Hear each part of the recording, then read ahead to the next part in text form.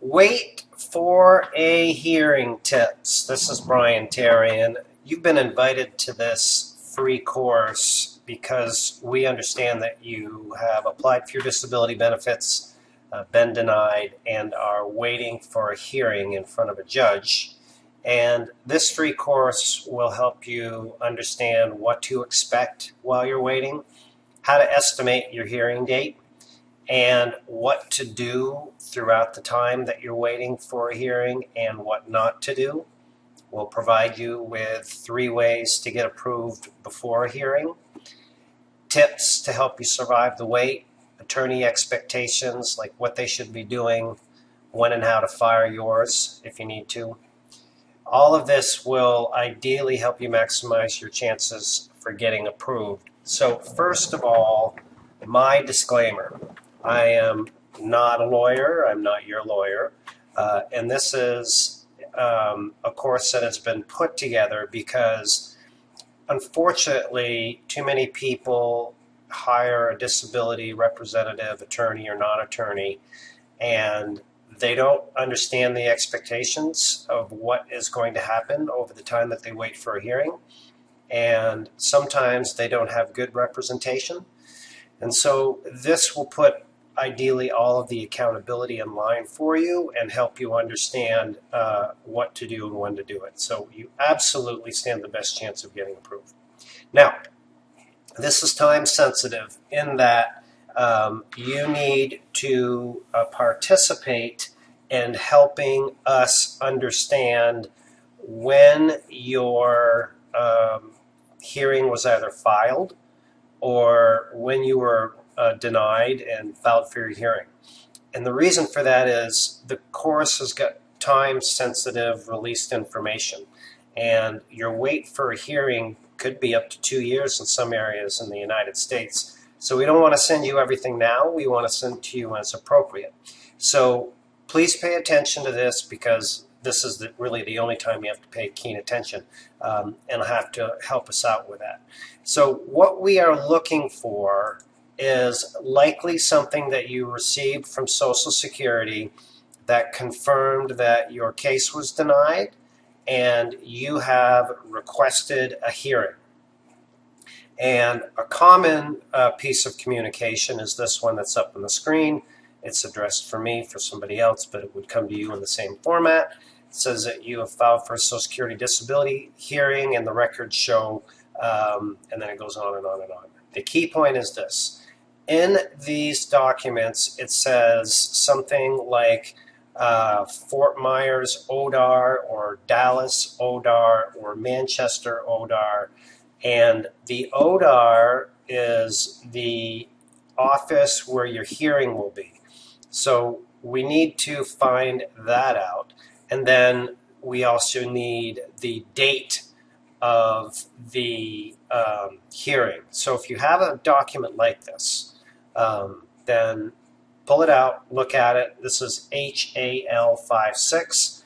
There would either be this one or another one after it, and that's what we're going to need to start the course. And here's how it works.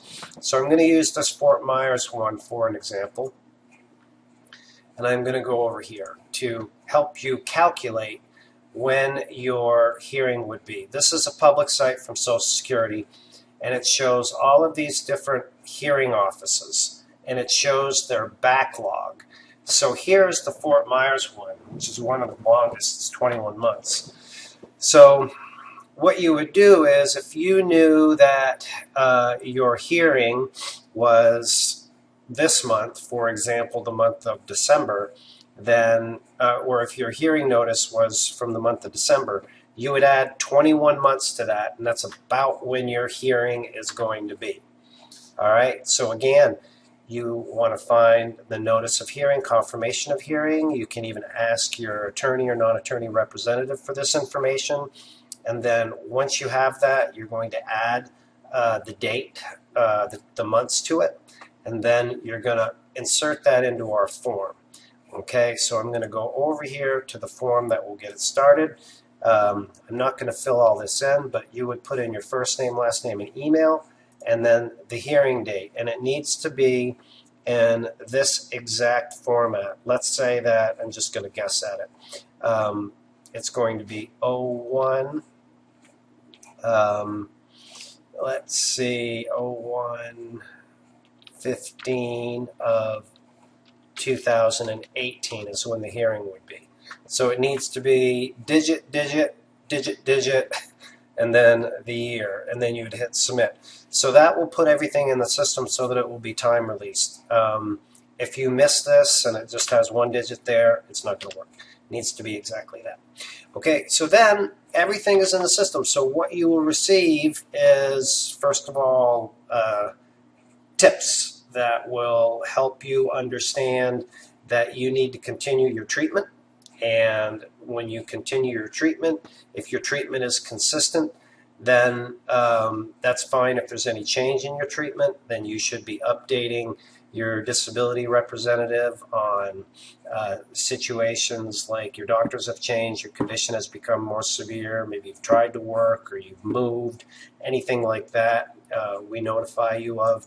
Now keep in mind, as you're going through the hearing process, keeping up your treatment is a critical piece of evidence to help whoever's working with you to get you approved.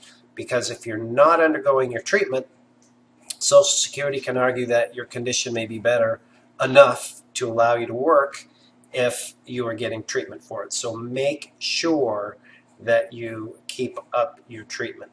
There are 3 long shot ways that you can get your case approved without a hearing, before a hearing. Contacting government officials is one. A dire need for a hearing, which speeds up or brings the hearing time back. Or there's also another process called on-the-record decision. We're going to provide all those to you so that you know what they are. You can work with your representative to have them pursue them. They might not be interested in doing the extra work, but it does get cases approved.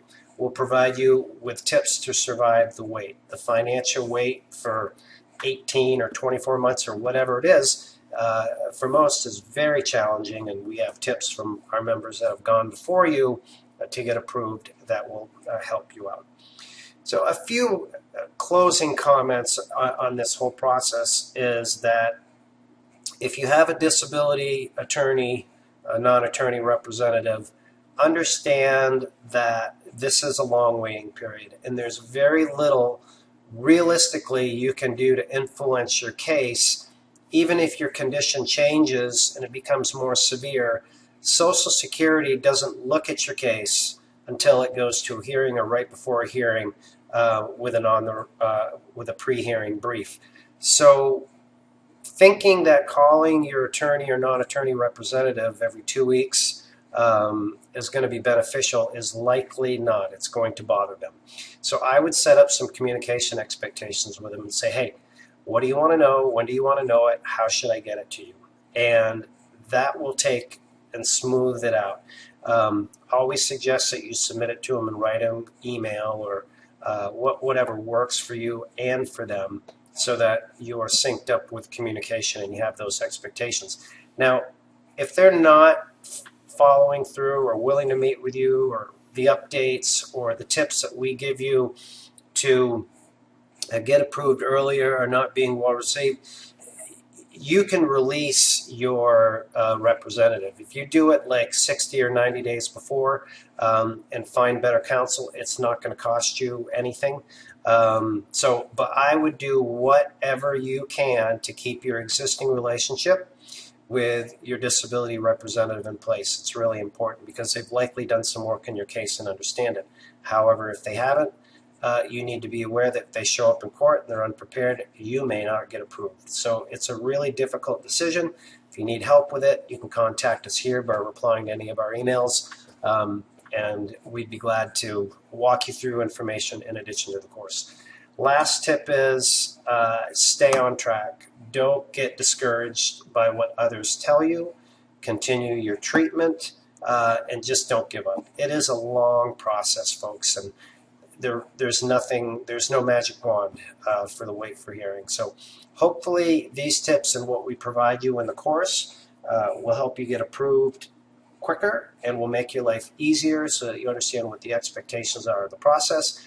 And of course, once you get approved, we would love it if you'd tell your friends. And first of all, of course, tell us so we understand that you're approved and we can deliver information to you that is not helping you get approved because you're already approved, and more relevant information to help you maximize your benefits. So thanks again for your time. This has been Brian Terrian. Make it a great day.